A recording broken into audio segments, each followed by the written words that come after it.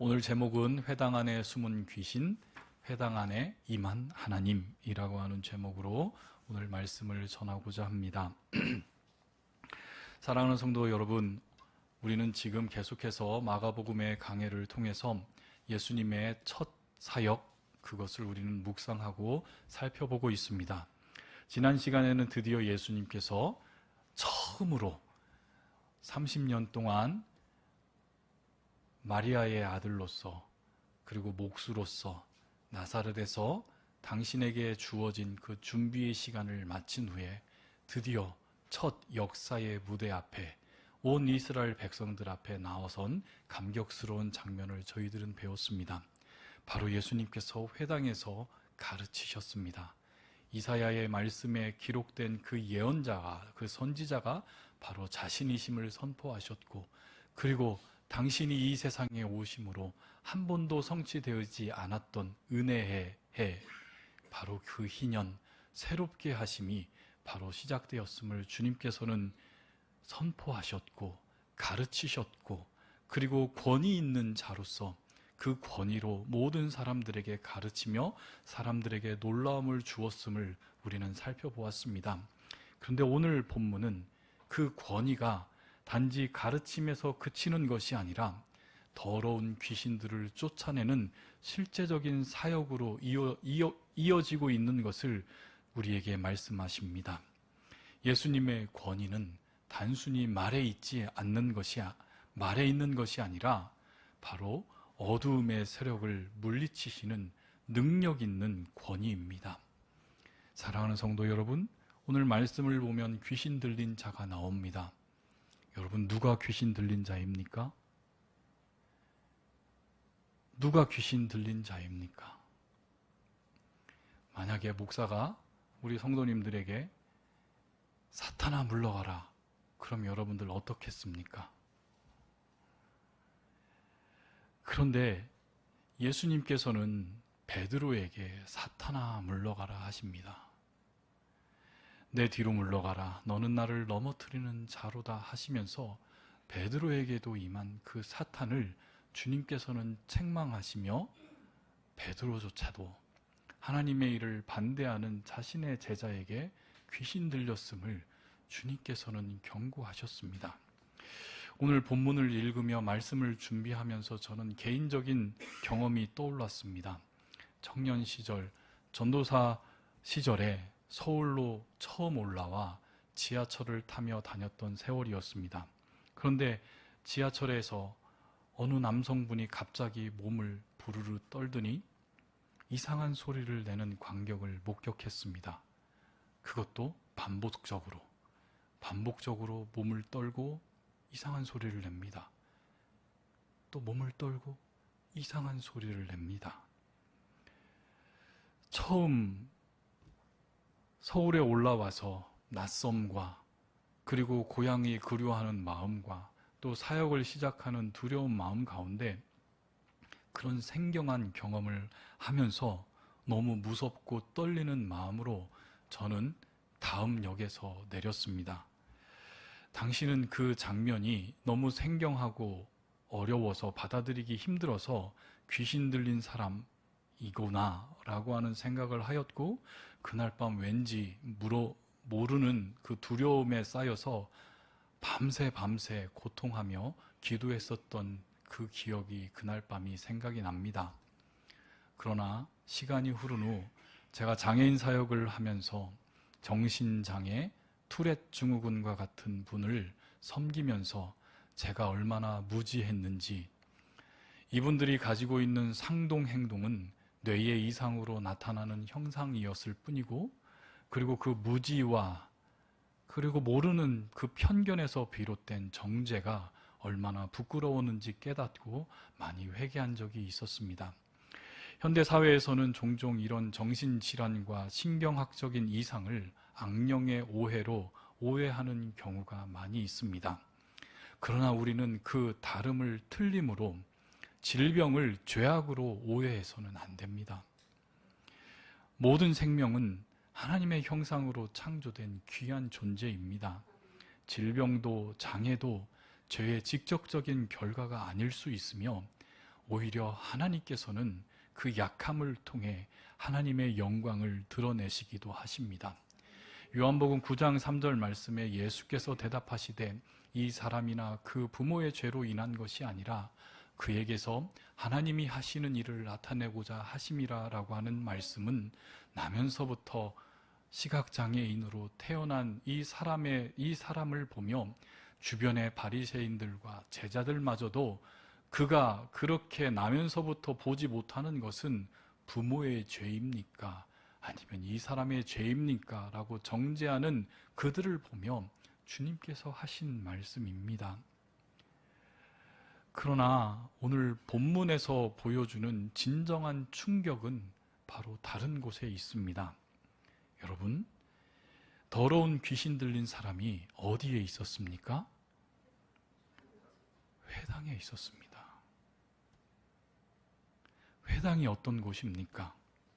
하나님의 말씀이 낭독되어지고 기도가 드려지며 성도들이 거룩한 찬양을 하는 그곳에서 하나님의 율법이 선포되고 하나님의 말씀을 배우는 거룩한 장소였습니다.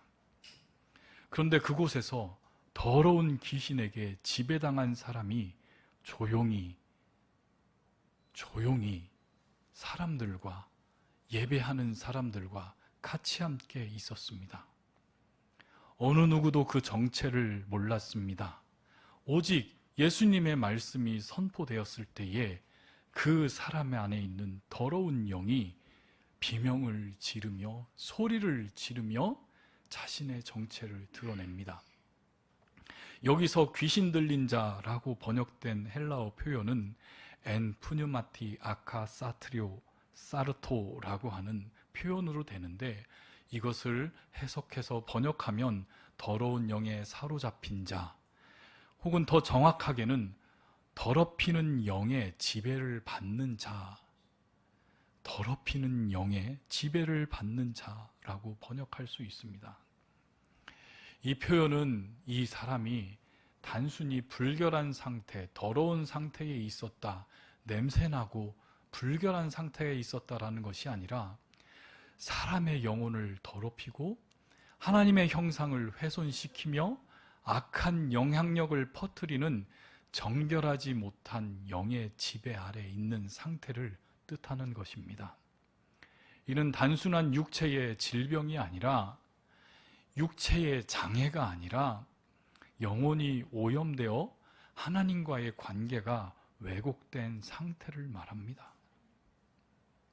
하나님과의 관계에 왜곡된 상태는 우리의 삶 속에서 언제든지 일어나는 일 아닙니까? 죄 때문에 말입니다. 알고도 짓는 죄, 모르고도 짓는 죄, 수많은 죄들이 우리 몸에 덕지덕지 붙어서 아주 더러운 걸레 같은 상태가 되어서 하나님과의 친밀한 관계를 맺지 못해버린, 그 깨어져 버린 그 상태 말입니다. 그런데 이 사람이 회당에 조용히 들어왔다는 점은 주목할 만합니다. 그는 어떤 증상도, 어떤 외적인 상태도 변화도 없이 주변 사람들과 같이 함께 들어와 회당 안에 앉아 있었고, 회당의 순서를 따라 기도문을 읽고 회당의 순서를 따라 시편의 찬양을 같이 했습니다. 그런데 그곳에서 주님께서 두루마리를 펴서 이사야의 말씀을 읽고 주님의 권위 있는 말씀이 선포되자 그 안에 있는 귀신이 어떻게 되었다고 성경은 이야기합니까? 바로 큰 소리를 외쳤다, 크게 소리를 질렀다, 아나크라조라고 기록합니다. 이것은 단순한 기록이 아닙니다. 예수님 앞에서, 예수님의 사역 앞에서 귀신 들린 자들은 정확히 이렇게 이야기를 합니다. 어떻게요? 소리를 질러댑니다. 마태복음 28장 29절에 보면 이에 그들이 소리질러 이르되, 마가복음 5장 7절 말씀에 보면 큰 소리로 부르짖어 이르되, 누가복음 4장 43절에 보면 크게 소리질러 이르되 라고 하며 귀신 들린 자들은, 아니 귀신들은 예수님의 사역 앞에서 예수님의 말씀이 그들 앞에 있는 그 순간 그들은 예수님의 사역을 마치 방해하듯이 온 사람들이 주님의 말씀에 집중하지 못하도록 그 마음을 헤집어대며 크게 소리를 질러댑니다. 주님의 사역 앞에서 말입니다. 그러나 여러분, 그들의 소리 지름은 고통이 아니라 공포였고 저항이었고 바로 자기 폭로였습니다. 바로 말씀 앞에서 감추었던 자신의 실체가 드러나는 것입니다. 오늘 본문에서도 마찬가지입니다. 말씀이 선포되었을 때에 그 더러운 영은 그 권위 앞에 폭로되어지며 도망하려고 합니다. 예수님의 말씀이 어두움을 가르자 회당 안에서 조용히 숨어 있었던 그 더럽히는 영은 더 이상 조용히 있을 수 없었습니다. 결국 본색을 드러냈고 크게 소리를 질렀다라고 본문은 기록합니다. 여기서 우리는 중요한 사실을 깨닫게 됩니다.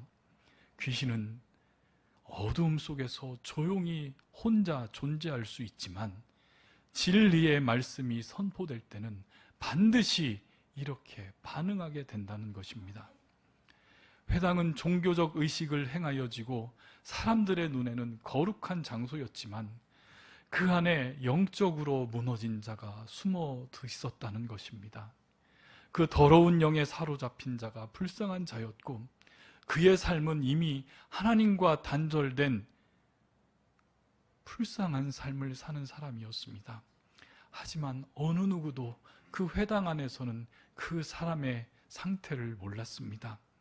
그저 함께 예배드리는 자가 되었고 그저 함께 기도문을 낭독하는 자들이 되었고 그저 그들과 함께 의미 없이 찬양을 올리는 찬양하는 자였습니다. 그러나 주님의 말씀이 그 앞에 선포되자 그 더러운 영은 떠나지 못하고 반응합니다. 만약 그날 예수님께서 그 가버나움의 회당에 오시지 않았다면 그 귀신 들린 자는 아무 문제 없이 회당에서 예배를 마치고 집으로 들어갔을 것입니다. 겉으로는 경건한 예배자의 모습으로 말입니다. 그러나 참된 진리의 말씀이 선포되자 숨겨진 영적인 실체가 드러났습니다. 오늘날의 교회에서도 마찬가지입니다.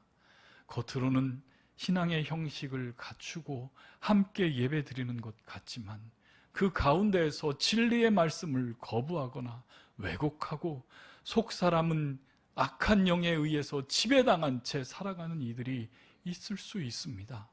그래서 우리는 오늘 본문을 통해 말씀이 선포될 때 드러나는 진정한 영적인 현실을 우리 안에 분별해야만 합니다.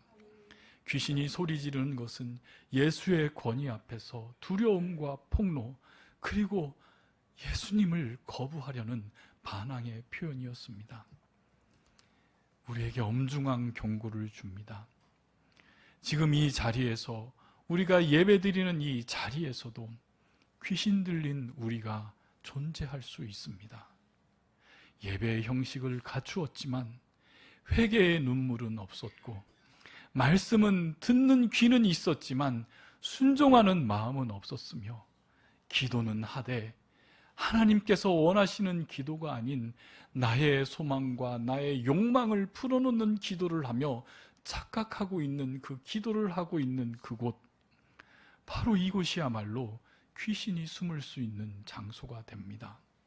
바로 어느 누구든, 저를 포함해서 어느 누구든 악한 영에 사로잡힌 귀신 들린 자가 되어서 우리는 주의 말씀 앞에 소리 지르는 자들이 될 수 있다라고 하는 엄중한 경고의 말씀이기도 합니다. 악한 영은 예수님의 말씀 앞에 자신의 정체를 드러냅니다. 24절 말씀에 보면 예수여, 나사렛 예수여, 우리가 당신과 무슨 상관이 있나이까? 우리를 멸하려 왔나이까? 당신과 무슨 상관이 있나이까? 이 말씀 속에는 얼마나 깊은 절망과 저항이 담겨져 있습니까?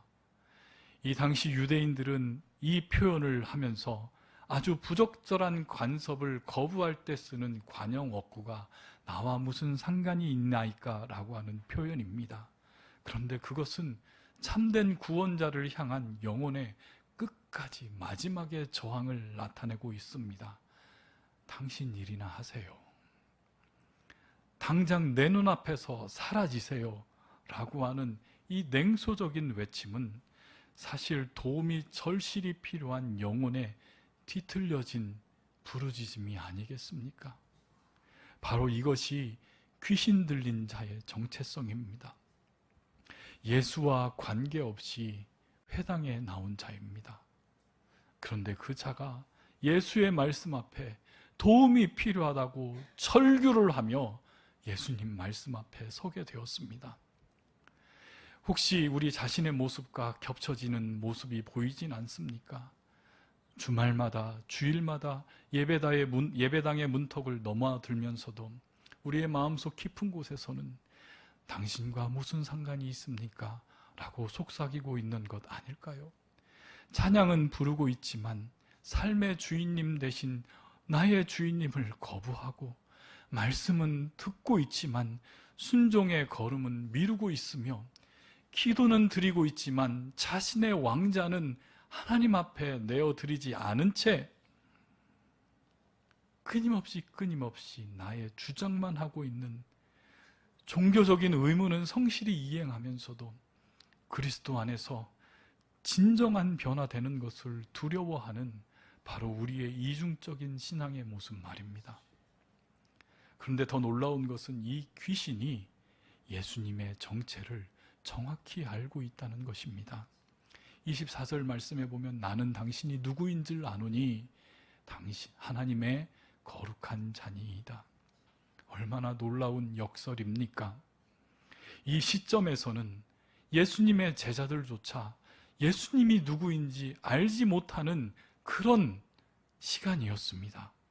자신의 참된 스승의 거룩한 하나님의 아들인 것을 제자들조차 알지 못했던 그 시점에 더러운 귀신이 먼저 예수님을 하나님의 거룩한 자라고 고백합니다. 바로 이 표현은 구약에 표현된 메시아를 가르치는 정확한 명칭이었습니다. 신학적으로는 완벽한 고백을 바로 이 귀신이 해냅니다. 그러나 그 고백 속에서 사랑이 아닌 공포가 그리고 순종이 아닌 두려움이 스며든 그 단편적인 예수에 대한 알미 그에게 있습니다. 야고보 사도는 이런 현상을 정확하게 간파하여 이렇게 말씀하십니다. 내가 하나님 한 분이신 줄을 믿느냐? 잘하는도다. 귀신도 믿고 떠드느니라. 귀신도 하나님의 존재를 믿습니다. 그들도 예수님의 신성을 인정합니다. 그러나 그 귀신들의 믿음은 구원으로 이어지지 않습니다. 왜냐하면 그들은 지적으로 인정할 뿐이지 참된 알매 관계인 사랑의 관계로 예수님과의 그 알을 승화시키지 못했기 때문입니다. 사랑하는 성도 여러분, 이 귀신의 고백 앞에서 우리는 우리 자신을 돌아보게 됩니다. 과연 우리는 귀신보다 하나님의 아들이신 예수님을 얼마나 더 깊이 알고 있습니까? 우리의 신앙 고백은 단순한 교리적인 지식의 나열인가요? 아니면 우리의 전 존재를 드린 사랑의 헌신이며 그분과의 참된 관계를 알고 있는 온전한 관계 속에서 알아가고 있는 알을 고백하고 있는 것인가요? 많은 그리스도인들은 성경의 지식은 풍부하지만 영적인 체험, 메마른 삶을 살아가기는 합니다. 너무 지식이 풍부해서 예수님에 대한 이야기는 많이 들어 알고 있지만 정작 예수님과의 인격적인 만남은 깊어지지 않습니다. 예수님에 대한 신조는, 예수님에 대한 교리는 많이 외우고 있지만 진정 그분의 사랑 안에서 내 삶이 예수의 삶으로 변화되는 삶을 살아가기는 어렵습니다.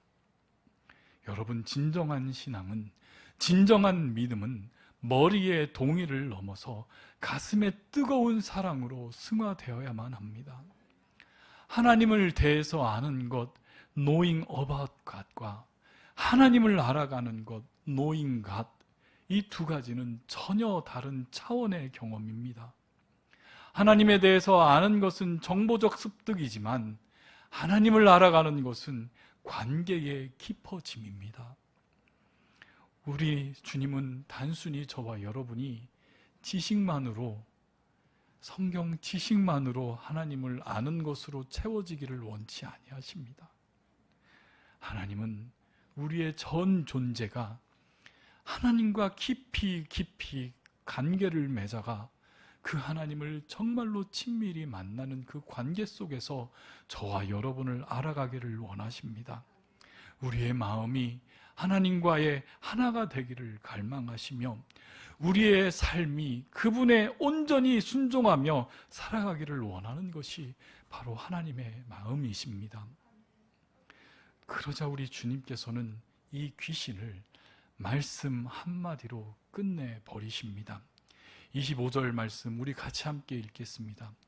예수께서 꾸짖어 이르시되 잠잠하고 그 사람에게서 나오라 하시니,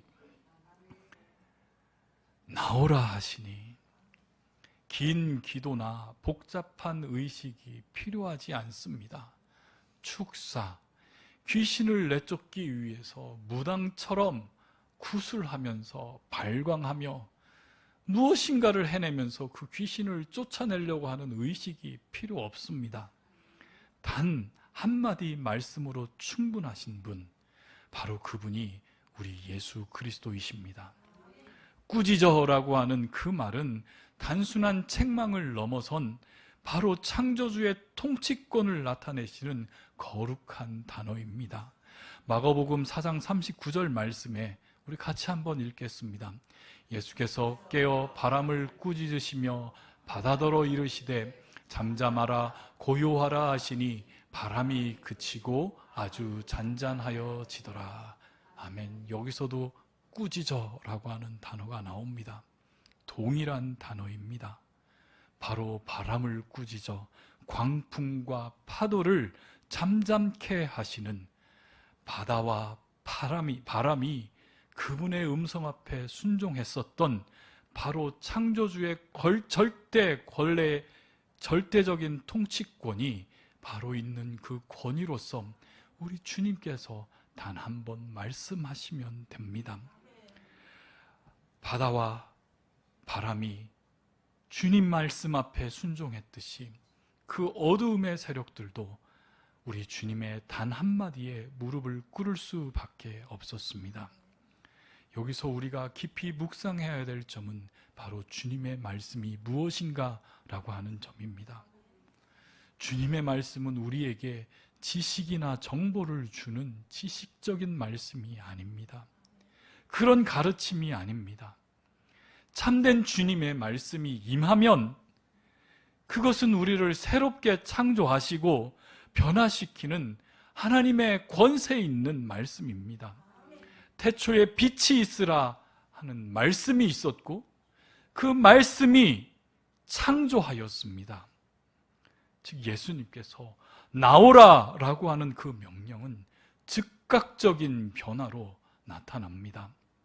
요한복음 1장 1절 말씀에 태초에 말씀이 계시니라. 이 말씀이 하나님과 함께 계셨으니 이 말씀은 같이 읽겠습니다. 곧 하나님이시니라 라고 선포합니다. 말씀 자체이신 하나님께서 이 땅에 오셔서 당신의 통치권을 행사하시는 것입니다. 악한 영의 세력은 물리치고 하나님의 나라를 바로 세우는 것이 바로 이 권세 있는 하나님의 말씀의 능력입니다. 사랑하는 성도 여러분, 이 놀라운 말씀의 능력이 바로 저와 여러분에게 동일하게 임하고 있습니다.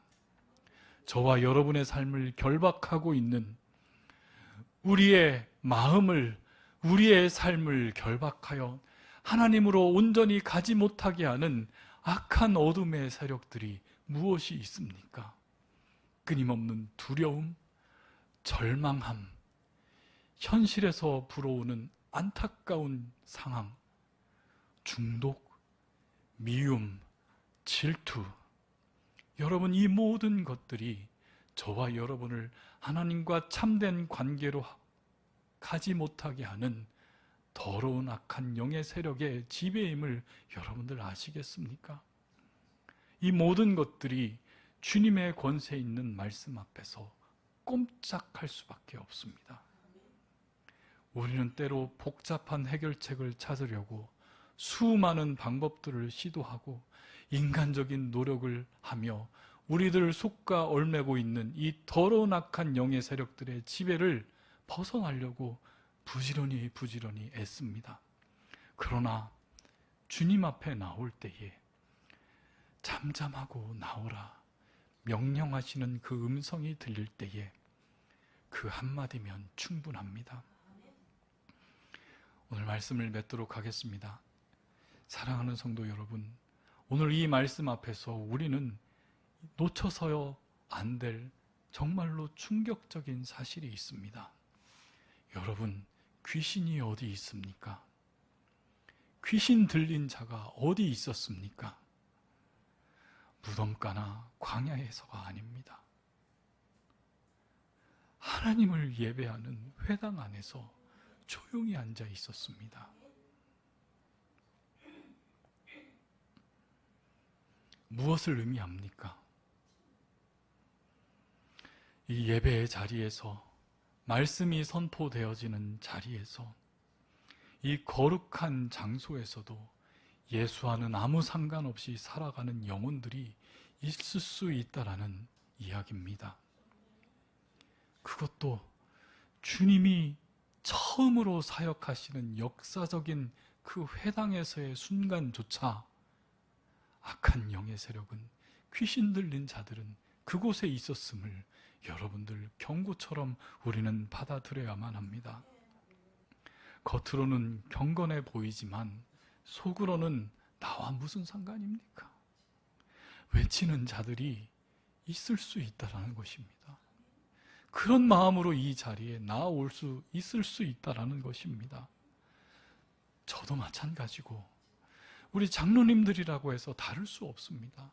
우리 모든 성도들이 같은 상황에 펼쳐서 거짓 영에 사로잡혀서 이 자리에서 주님을 예배할 수 있다라는 것입니다.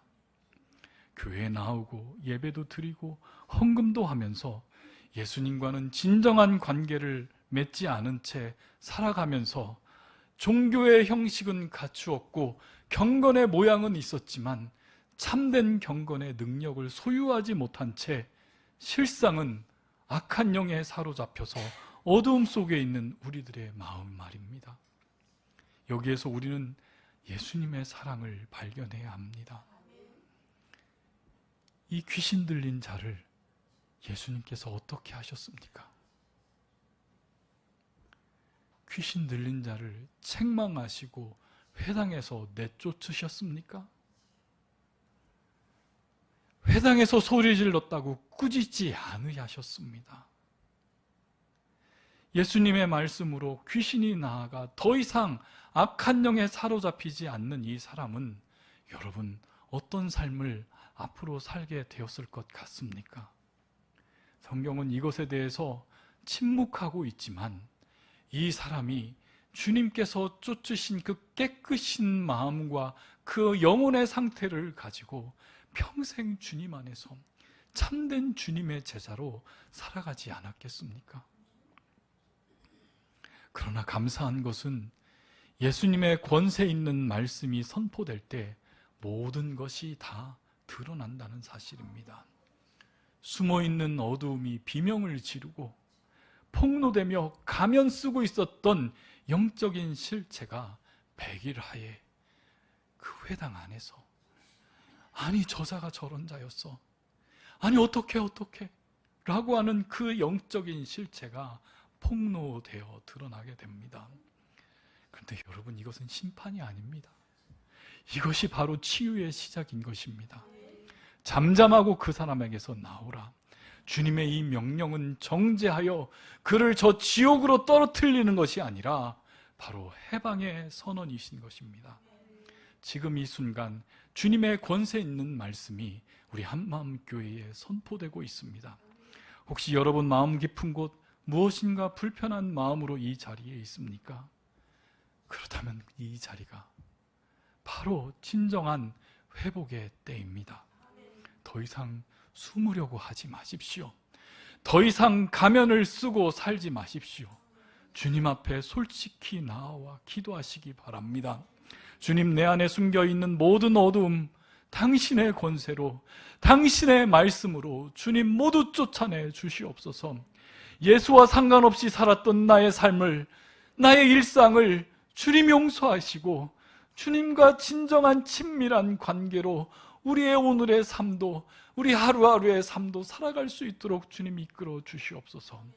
여러분, 말씀이 드러내는 것을 두려워하지 마십시오. 말씀 앞에서 우리는 자유함을 얻을 수 있습니다. 귀신 들린 자도 예수님의 단 한 말씀으로 깨끗하게 되었고 그의 영혼이 자유함을 얻게 되었습니다. 사랑하는 한마음교회 성도 여러분, 우리 이 자리에서 주님의 말씀 앞에, 주님이 허락하신 약속의 말씀 앞에 다시 한번 서기를 바랍니다. 바로 지금 말씀 앞에 우리를 드러나게 하시고, 말씀으로 우리를 회복하게 하시고, 말씀으로 주님 우리를 회복시켜 주시옵소서. 그때에 죽었던 영혼이 주님의 권세 아래서 저와 여러분을 다시 한번 살아나게 하실 것입니다. 우리 같이 함께 일어나서 찬송 546장 찬양하며 우리 결단하며 주님 앞에 서기를 소원합니다. 정말로 주님의 말씀 앞에, 주님이 약속하신 그 말씀 앞에서 우리 담대히 나아가며 굳게 서기를 바라는 우리의 고백하며 주님 앞에 나아가는 시간 갖도록 하겠습니다.